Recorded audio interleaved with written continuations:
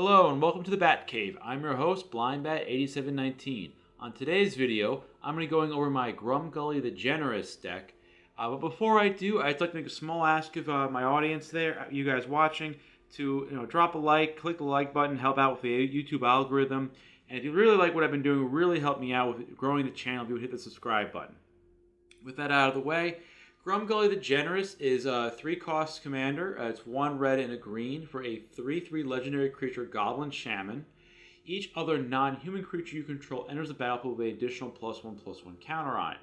So with Grumgully, what I was thinking to try to do was more of a token-themed deck, as this would mean the more tokens that come into play, more creatures that come with a +1/+1 counter on them. So to that end, Gilded Goose is in here because it's one of the few ways that we can get a turn 2 Grumgully into play. Reclaim the Waste. One of the ideas I picked up from the Command Zone podcast was that if your commander costs 3, you want to have fewer cards that actually cost that same converted mana cost of 3 in the deck. Or to say it another way, you want fewer cards that cost the same converted mana cost as your commander, because that's usually when you want to be casting your commander. So instead of playing some of the other cards like Cultivate, for example, I have a few 3-drops in here, but some of the other ramp spells on 3, because that's when I want to be casting Grumgully, I figured I'd try to play something like Reclaim the Waste that I can play off curve, or not at the same time I would play Grumgully. So that's why this is in the deck. Swarm Shambler comes in with +1/+1 counter, and if they happen to target something of ours that has a +1/+1 counter on it, we had to create an insect token, which would hopefully get another counter on it because of Grumgully. The Ozlif, we're playing with +1/+1 counters. We want to save as many of those as we can. Peripheros Intervention, it can act as a removal spell, but because I was looking for token creatures, this is something why it's in the deck. Gnarlid Colony is a 2/2 for 2 that if he's kicked comes with +2 +1/+1 counters, and each creature we control with a +1/+1 counter gains Trample, which is really helpful. Ilysian Caryatid, again going back to the idea that I don't want to cast things on 3 unless they're really good, other than my commander. So the Caryatid is in here so that it's another ramp spell on turn 2. Inscription of Abundance is acting as a removal spell that we can kick to either use all the abilities, but essentially is to use as a fight spell. Lotus Cobra is in here for some ramp. Scavenging Ooze is in here. 2 reasons. 1, graveyard management, and 2, +1/+1 counters. Tangled Florahedron is in here. It's a creature I can play as a land as well. Willow Haven's in here. Again, it can ramp on turn 2. Also can create a token later on if we need another body. Arcane Signet's here for ramp. Shatterskull Smashing's here for removal or as a land drop. Shatterskull Charger. What's kind of neat is that if Grumgully is out, we can just pay 3 for the Shatterskull Charger. He will come in with a counter, and he won't have to be now bound to his hand because of Grumgully. Garruk's Uprising is in here for card draw and to give our creatures trample. Oran-Rief Ooze is kind of maybe a little more win-more-ish, but if there's already a counter on our creature, we have to put more counters on them. Scute Swarm is just creates more tokens, and again, each of those token copies will come in, either whether it's the insect or a copy of Scute Swarm will come in with a +1/+1 counter because of Grumgully. Klothys, God of Destiny, kind of in here more for ramp. I actually haven't played with this card a lot, so I felt this would be an opportunity for me to try out Klothys, God of Destiny for my own experiences. Rada Hardened Keld's kind of acting as a card advantage engine for us, as we can play the top card of our library, and we can play lands off the top there, which is good. And overall, it's just a good creature to have in the deck. Fire's Invention help us ramp. It's banned in all those formats, but it's illegal in Brawl. It's use all the powerful things we can use. As I say that, I forget about the 2-drop I'm not playing of Once Upon a Time, but go figure. Goblin Gang Leader is in here, again, because he makes 2 tokens, so it's 4 power across 3 bodies. Storm's Wrath to wipe the board in case we need to, if we get behind. Gemrazer in here to blow up problematic artifacts and enchantments on our opponent's side of the field, as well as give a creature trample. Arasta of the Endless Web. This may make tokens, if we're playing as a control deck, may make a little bit more than others, but whenever our opponent casts instant sorcery, we create a 1/2 green Spire token with the reach that hopefully get a +1/+ counter because of Grumgully being out already. Renata, Call the Hunt, another creature we have that we can create It's another creature in the deck that puts +1/+1 counters on other creatures. Ox of Agnos is for card draw later in the game. Terror of the Peaks is one of our win cons. By basically just dealing damage to either our opponent's creatures that break through to deal for combat, or just to deal damage straight to our opponent's face. We should be able to stack it so that the creature comes in, gets the counter first, and then we'll deal the damage based off Terror of the Peak. So it would be an increased power damage. So increased damage. Return of the Wild Speaker is really in here for a card draw, but if we go wide enough, we can possibly use it as a way to finish off our opponent with the second effect of +3/+3. Elder Gargaroth is in here partly because it's a great creature. It also makes tokens for us. Vivian's Monster's Advocate also makes tokens and can give us some card advantage by letting us play creatures off the top of our library. Embercleave is in here because if we are making a lot of tokens, we can swing in with them and make a really cheap Embercleave. 5-Life World Sculptor, this kind of was the impetus to play with Grumgully. 5-Life will make a number of tokens, 0/1 plant creature tokens, based on the number of basic lands we have in play. If we have Grumgully out and then 5-Life comes into play and we have 3 or 4 basics by any chance, each one of those plant tokens, those 3 or 4 plant tokens will come in with +1/+1 counter on them, which would be great. Beanstalk Giant is one of those things, it comes in, we can play on turn 3, but also good late, so that's why it's really in here, because it's good early and late. Turn Timber Symbiosis functions as a land, and it can find something that's small or large, find a creature for us that if it is small will get bigger because of the +1/+1 counters. And the Great Hand should put counters on things, draw some cards, and gain us some life. Going over to the mana base, we're playing Castle Embereth and Castle Garenbrig. 1 for the power, 1 for the ramp, 7 mountains, 7 forests. The Pathway, the Highlands, and the Temple of Abandon are there for fixing, as well as Command Tower. Bonder's Enclave to draw us a card. Fabled Passage to thin out the deck. And Field of Ruin to blow up something we don't want our opponent to have. Now with the deck tech out of the way, let's jump into the arena for some brawls. I want to keep this hand, but right now, with all these lands coming to play tapped against a Heliod deck, so we're playing against King, piling Heliod Sun Crown, so they're an aggressive life gain strategy. We have no interaction with any of that, so we'll take the free mulligan on this one.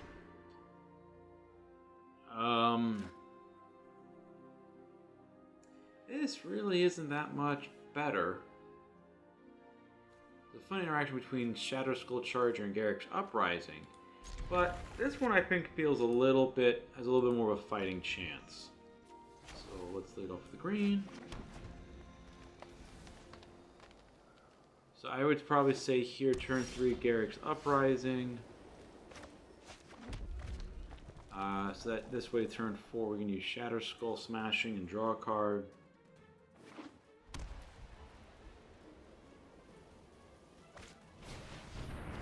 Luminarch Aspirant. Oh, okay, that's a good card for them to have. Alright, that. Let's go with Garruk's Uprising.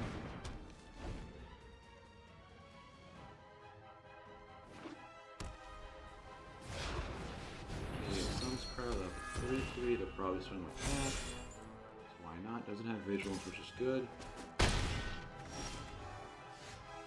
Lotus Cobra. If we play out Lotus Cobra and we play out a land, that will let us... Yes, okay, that's good. Play out a red. Add a red. Let's flash in. Not flash in. Sorry. Let's cast Shatterskull. Draw a card with him. Swing.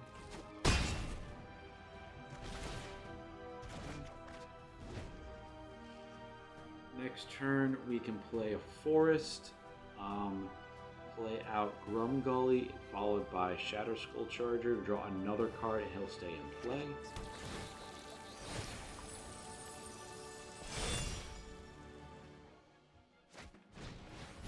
Axos blessed by the sun. 2/4 Blast Casket. Alright, so that play goes out the window now.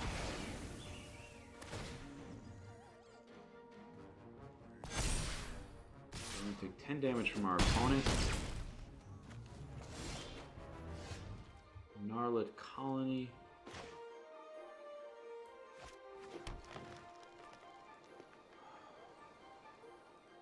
Grumgully 2-drop.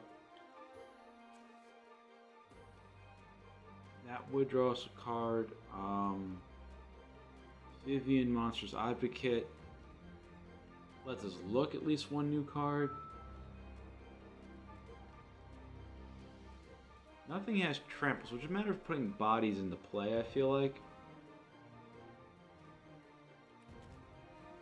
I'm just thinking here. I feel like we're going to go with Vivian.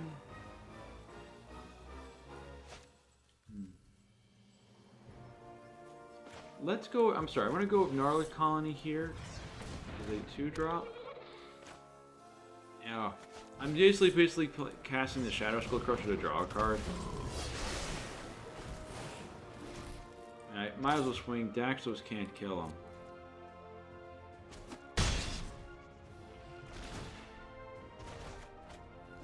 But what we can do now at least is we can... Okay, that's always... Luminous Broodmoth is not good for us. It'll be hard to kill their stuff. But we're looking to chump block here.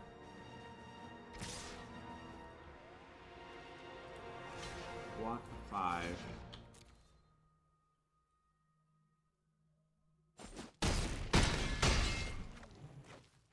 And what I'm hoping to do... Maybe it would be ideal if Grumgully was out instead. But I would have had to chump it there. If I knew well, I didn't know I was going to draw the Fabled Passage, but it'd be sweet to be able to play out Scute Swarm with Grumgully out. So let's start by playing Scute Swarm. I think we're probably dead. I just want to see how far this takes us. So 1 land, 1 chump blocker, 2 chump blockers, 3 chump blockers.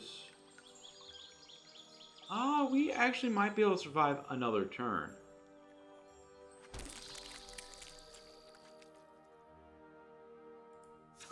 Let's see, what's the best way? We're gonna do that.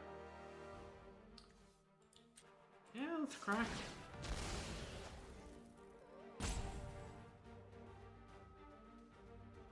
Let's get a green source. 4 more guys.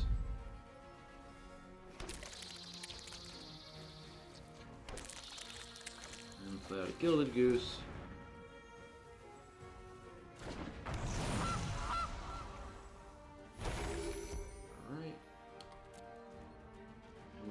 End the turn, we'll probably gain some life with the food token, and I'm already thinking about how I can stack triggers hopefully with the Ox of Agnes to use that ability first and then resolve Garrick's Uprising so we don't lose a card. And nothing has trample. So we're good for a turn.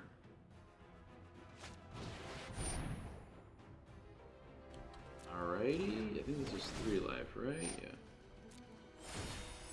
Alright, let's see where he puts the life. Alright, that was a mistake. Should have. Oh wait, let's see if he put it on the Luminous Broodmoth.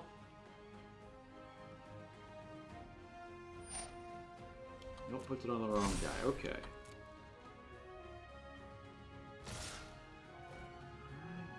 Blockers, block, block, block, damage, activate the ability, gain the life.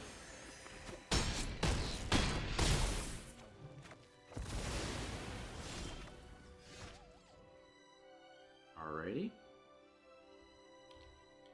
So let's cast an Ox of Agnos. Okay. The game resolve. Solve that ability.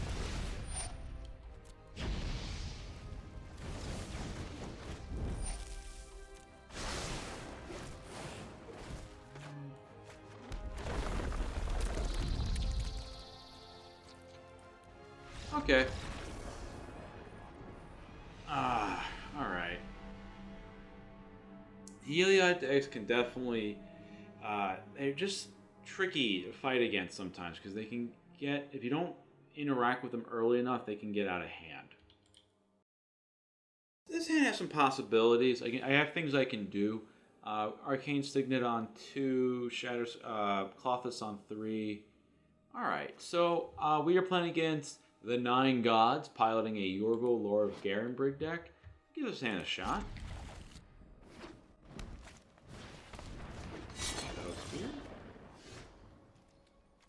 So let's play that out. Let's say hello to our opponent.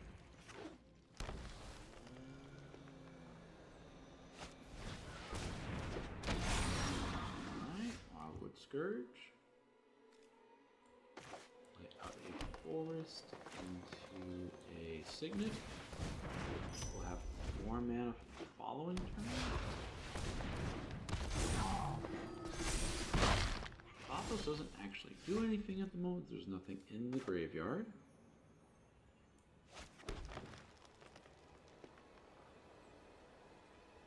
I could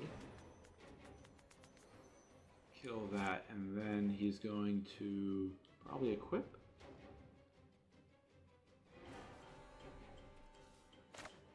Let's do that. 2 damage. And then next turn, we will be able to cast Grumgully with a Gnarlid.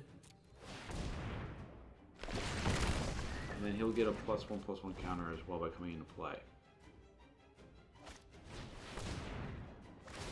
Alright, well that doesn't happen. Alright, nice. Alright, that might be the death knell for us. Ooh. Alright. Fires of Invention is always a fun one to have. The question will be whether they have another mutate thing or not. I'm going to go with doing Grumgully without the mana cost and hope that... okay, that might be it now.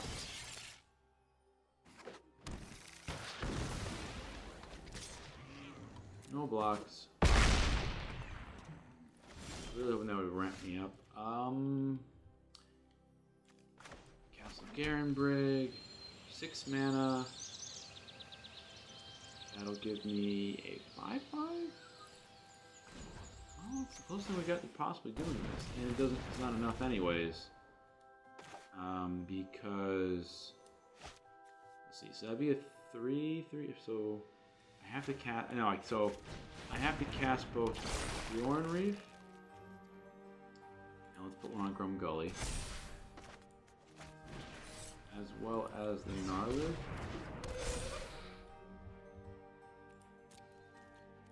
To have enough power and play to deal with a suited up Shadow Sphere.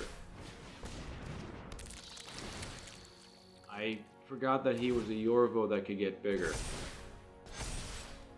Alright, we actually still have enough. That's 10. We don't have double red, unfortunately.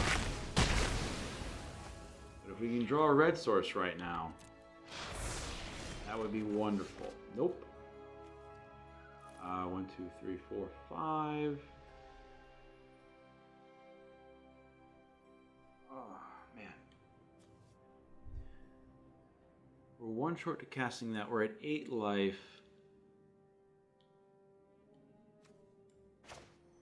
Actually, let's go with, now that there's things in the graveyard, let's go with Klothys. And that'll give us the 8th. 1, 2, 3, 4, 5. We have 6 mana. Never mind. That, well, let's just play this as a land. Only because I'm afraid of, I don't think we're going to live long enough to use Turn Timber, the other side of this, the Turn Timber Symbiosis. There's 8, yep. Alright, good game. Needed that red source for the Storm's Wrath there. So I'm thinking in my head, this may work. We play land for a Swarm Shambler, Shatterskull Mashing to play out the Tangled Florahedron, And then we can get Grumgully on 3, Terror on 5, Phalanx on 6. So this has some strong possibilities, I feel like. Alright. And let's say hello to our opponent.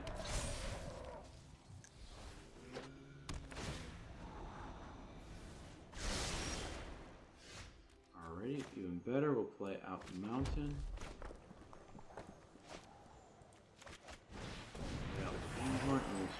Aim for 1 real quick. We can't make him bigger.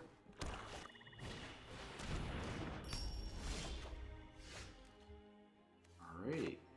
Castle Garenbrig. That's good. 1, 2, we have 4 mana. So let's go with a Grumgully here.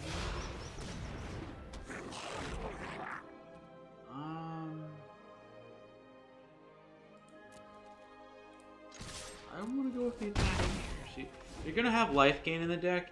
So we're playing against Dustmote, piloting an Orah Skyclave Hierophant deck. I built one of these before. Essentially, it's going to be probably Cleric Tribal.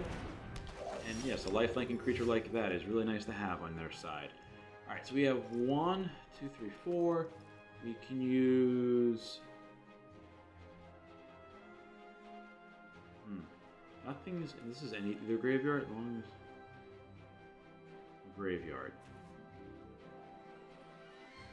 I'm so close to actually pulling some sweetness off of this stuff. So 4, if I play this for 5,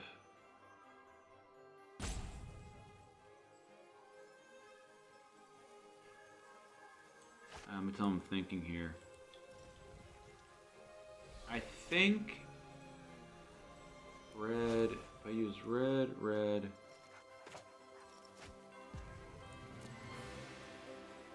Alright, let's play the smart play. I wanna be able, I would love to have been able to use the Phalef twice, but I think we're better off here spending our turn killing Orah while there's nothing in their graveyard. That is the smarter play. Submit the 1. And then worst case next turn we'll just play out Terror then.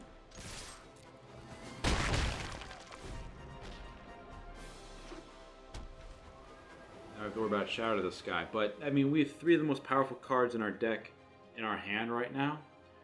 Doesn't mean the hand is safe because black does play discard effects.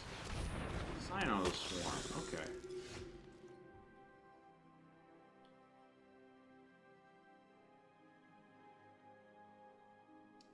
That will probably pause us for a little bit. We're at 5 mana. I got stuff in my graveyard that I could use for Klothys.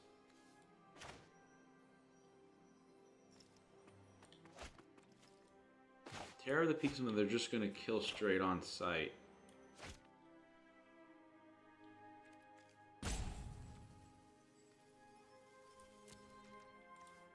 Let's see if they'll go for a Grumgully. Okay. Probably maybe should hold on for Renata, but let's end the turn there.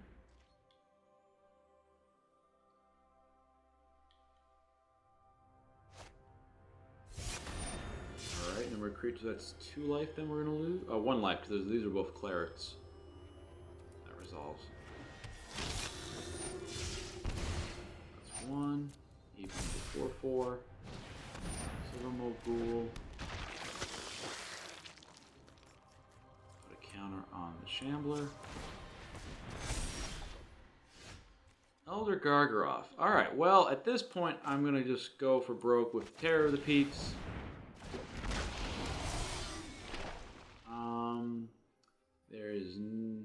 She might be worth attacking, but they'll just block. No attacks.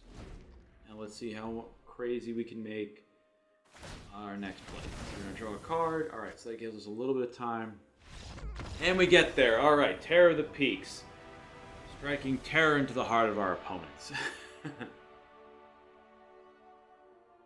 Good game. They probably got mana screwed there a little bit like we did. And that's unfortunate what happened. Alright, we're playing against ChaoBiotic, piloting a Heliod Sun Crown deck. Now, these are aggressive decks that have life gain to back them up. We have a little bit of interaction. We could get a turn 2 Grumgully into play. I'm going to give this a try and keep the 7. I think there's a possibility with the Gilded Goose.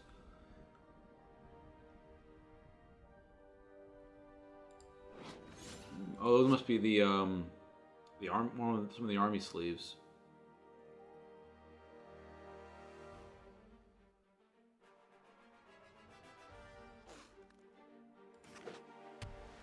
Alright, let's say hello to our opponent. They have a 1-drop. Beloved Princess. Oops. Okay. Okay, he might probably hit the wrong thing there. Let's go with Gilded Goose.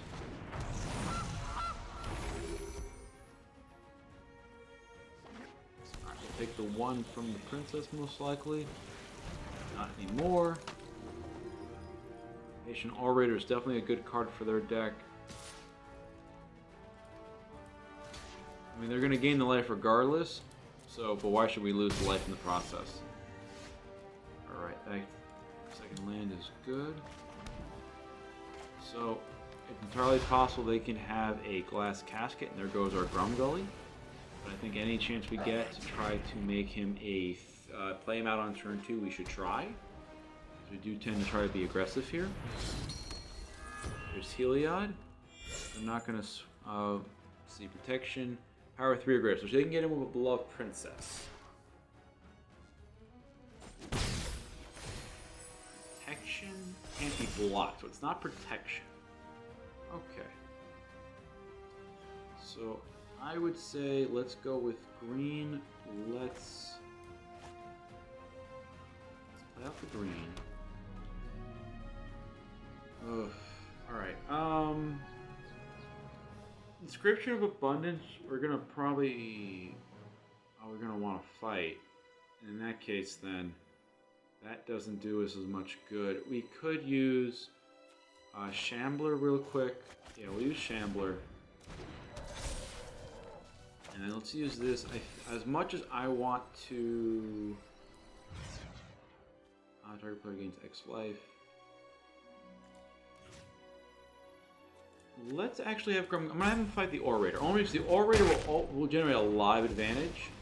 And at the moment, I still have my Swarm Shambler who can block the Beloved Princess.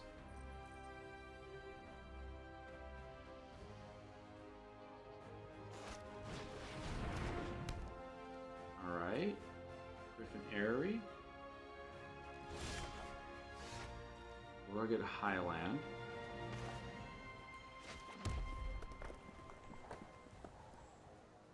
Alright, so we can't actually pump the Swarm Shambler at all, otherwise it will be unable to block the Beloved Princess. I'm trying to think what's the best trick here. They probably have a trick with the 1 white, which is the scary part to think about. Well, let's see if they have the trick.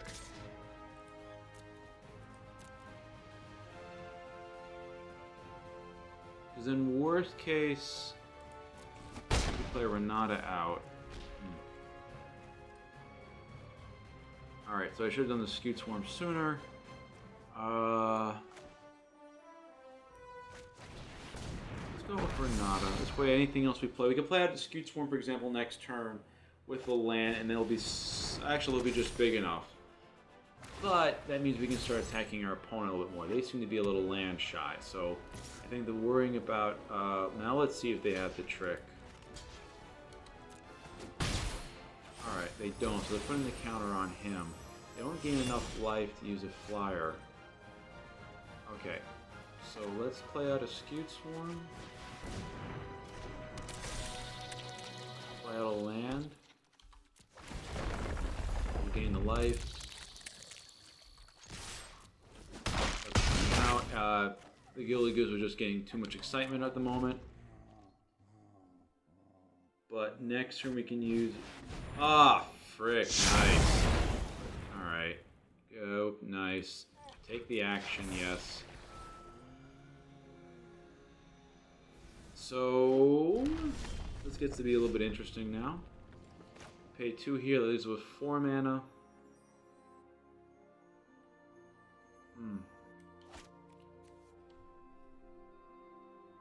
I feel like hitting them would be better. But I also know they'll have some troubling permanents later on, because right now they're at 2. You know, let me go out playing out Grumgully. Worst case, I could always use Return of the Wild Speaker next turn to draw 3 cards. Yeah, I'd kind of overexceed. Okay, so this is why it was a good thing. All right. So she has first strike. So, and they'll gain enough life.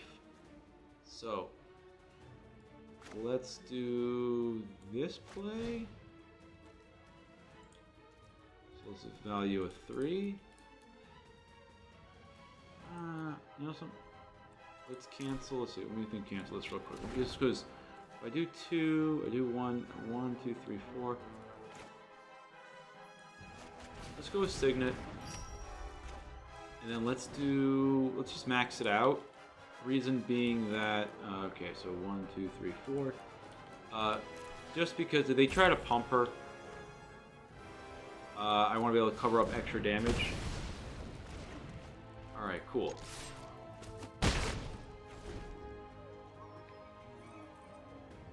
Alrighty, so next turn, probably going to cast Return of the Wild Speaker to draw 3 cards. Not ideal, but I don't want to. I think it's pointless to lose it to the Ox.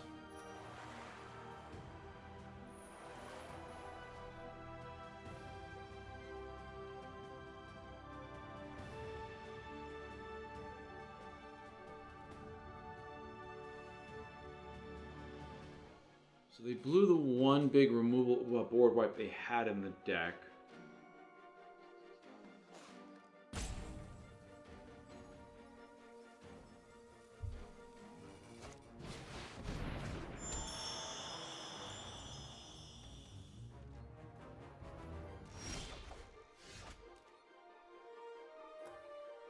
Played a Nyx Lotus. Okay.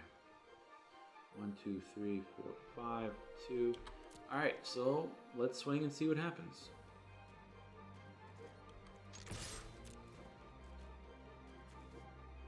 Oh, they got used that already, right? Damage. Alright, so let's cast this to draw cards. Should hopefully be able to draw a land here. Of course, it's the land that comes into play tapped. We'll play a Temple of Abandon. Scavenging Ooze. Not much, and they don't really do much from the graveyard. But I'm going to keep it on top because I'm thinking if they have the Moth, at some point they would be good. It would help eliminate the Moth triggers, because while it's on the stack before it comes back, I can exile the creature. Alright, so Garrick's Uprising. Play out an Arasta, which will draw me a card.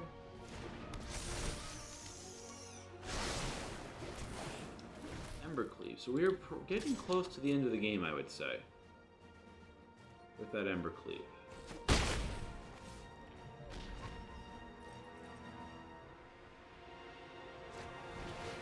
Alter the Pantheon. Whenever you gain life, put one counter. 8. They got a creature. They need a blocker. All they have are these artifacts. Not enough devotion. I think this might be the game for our opponent. Alright. Swing. All attacks. Bring in the Embercleave.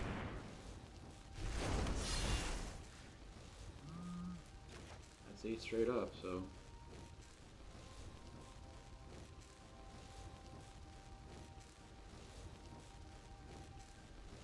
And we have, just in case, 1, 2, 3, 4, 5. Is he giving my guy lifelink?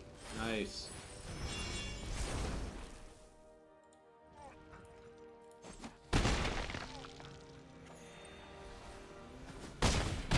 I guess he thought that it would gain him the life, but it's... They changed. There was probably ways in the past that would have worked. I think there was life lace. I think is what it was. There was an old mechanic like that, but with the way lifelink works now, it's the controller of the creature who gains the life, not who controls the lifelink ability. Either way, that was a good game from our opponent. Next one. Alrighty, and that is the video for today. If you like today's video, please click the thumbs up icon down below. If you want to get notified when I release a new video, please subscribe and hit the bell icon. Drop a comment down below as well, whether how I could have played the deck better, how you would have built the deck, what your Grumgully deck might look like, what you themed it around. I'm also still building my channel, so any feedback you guys give me on how I can improve the deck would be greatly appreciated. As always, thank you for visiting the Batcave, and have a great day.